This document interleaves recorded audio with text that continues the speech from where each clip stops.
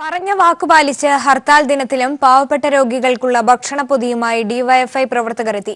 പതിവിലും കൂടുതൽ പൊതിച്ചോറ് എത്തിച്ച് ഭക്ഷണമില്ലാതെ വലഞ്ഞവർക്ക് ബസ് സ്റ്റാൻഡ്, റെയിൽവേ സ്റ്റേഷൻ എന്നിവിടങ്ങളിൽ വിതരണം ചെയ്തു. ഹർത്താലിനെതിരെ കൊല്ലത്തെ ചക്കുവരയ്ക്കൽ എന്ന ഗ്രാമം ഒന്നാകെ കൈത്താങ്ങായി.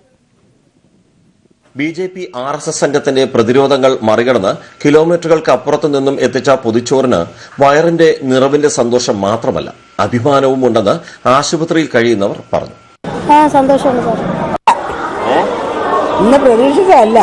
ബി.ജെ.പി. അർദ്ധരാത്രി ഹർത്താൽ പ്രഖ്യാപിച്ചതോടെ പൊതിച്ചോറ് ശേഖരിക്കാൻ പോലും കഴിയാതെയായി. വീടുകളിൽ കയറി പൊതി കൊടുക്കരുതെന്ന് ബി.ജെ.പി. സംഘം ഭീഷണിപ്പെടുത്തി. കൂടാതെ പ്രവർത്തകരുടെ വാഹനങ്ങൾ തടയുകയും പ്രകോപനവും സൃഷ്ടിച്ചു.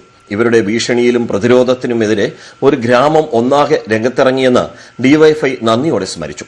കൊടുക്കണ്ട എന്ന് പറയുന്ന സ്ഥിതികളെ, വാഹനം പോകുമ്പോൾ അത് തടയുന്ന സ്ഥിതികളെ, ആ പ്രതിസന്ധികളെല്ലാം തന്നെ തരണം ചെയ്തുകൊണ്ടാണ് ഡിവൈഎഫ്ഐ മേഖലാ കമ്മിറ്റി ഒറ്റക്കെട്ടോടെ ഈ പ്രവർത്തനത്തെ ഒരു ഗ്രാമം മുഴുവൻ സഹായിക്കുന്ന നിലപാടാണ് ഉണ്ടായിട്ടുള്ളത്. രാഷ്ട്രീയ വ്യത്യാസമില്ലാതെ ഗ്രാമത്തിലെ മുഴുവനും വീടുകളിൽ നിന്ന് ഡിവൈഎഫ്ഐ പ്രവർത്തകർ ഭക്ഷണം ശേഖരിച്ചു. പകൽ 12-ന് ചക്കുവരയ്ക്കൽ, കൊക്കാട്, കോട്ടവട്ടം എന്നിവിടങ്ങളിൽ നിന്നും പുറപ്പെട്ട വാഹനങ്ങൾക്ക് അകമ്പടിയായി നാട്ടിലുള്ളവരും ചേർന്നു.